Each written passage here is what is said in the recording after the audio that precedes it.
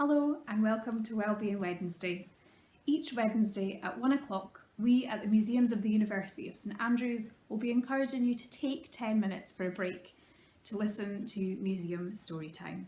Now, the objects in our collections have had fascinating lives, and this is our opportunity to tell those stories to you. I'm Ailey and I'll be your host. So today on Museum Storytime, we'll be speaking about the kaleidoscope that we have in our collection and the interesting fellow that it's connected to. He is Sir David Brewster. So he was the principal of the University of St Andrews between the years of 1837 and 1859. He was a physicist, he was a historian, a mathematician, an astronomer, a writer. He was all things. And he invented the popular toy, the kaleidoscope. Interestingly enough, he actually invented the kaleidoscope by accident. We'll tell you all about this in just a minute.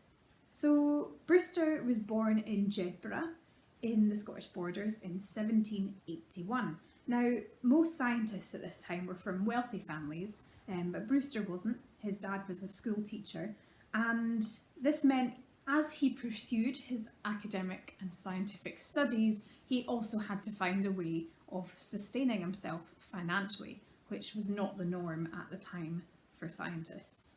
Now, Brewster was one of those folk who was just clearly born to do something, and that thing was the study of optics. Pretty niche. He built his first telescope at the age of 10, which is pretty young.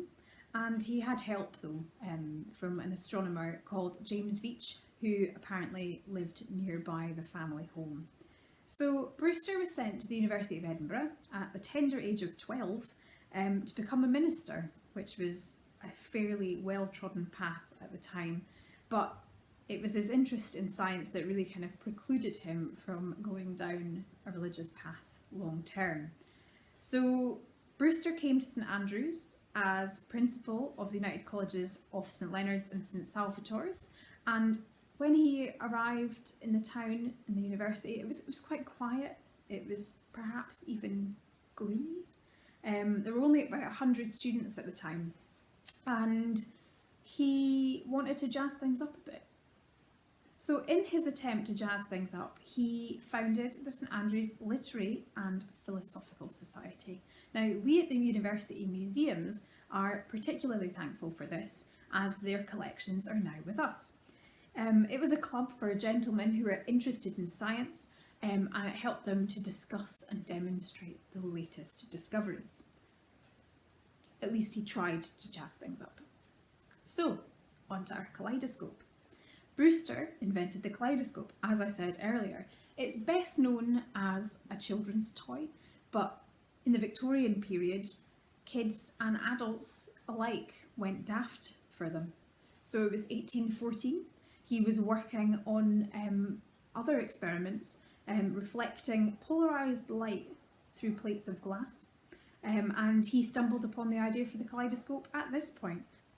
A year after conducting these experiments, he published a paper which revealed his findings, which was about adding coloured objects to make patterns, which sounds a bit like the kaleidoscope we know and love today. So what does kaleidoscope mean? Well, it's Greek.